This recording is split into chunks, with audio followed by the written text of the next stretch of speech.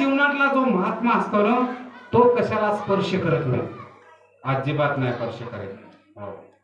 जी हाडाचा जो खरा जो भक्त असेल त्याच्या जीवनामध्ये काही प्रसंग येऊ, खायला मिळू नाही मिळू, काही असो नसो, अशा जीवनातला प्रसंग फक्त माने बाबांनी बघितलं आणि त्याची अनुभूती किसन बाबांनी आम्ही पाहिली. कसं महात्म्याचं जीवन कसं असतं.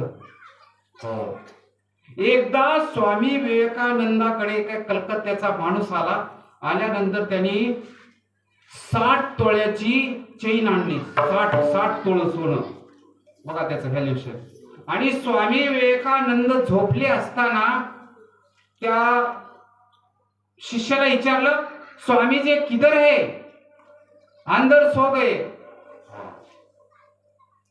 त्यांना सांगा की तुमच्याकडे एक ह्या कलकत्त्याचा मोठा सावकार आलाय म्हणून.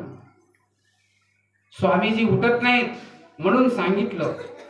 सांगितल्यानंतर त्या सावकाराला वाटलं की ह्या स्वामीजीच्या आता झोप मोडणं हे पाप आहे, म्हणून त्यांनी ते 60 तोळ्याचा जो हार होता ते स्वामीजीच्या हातावर ठेवला.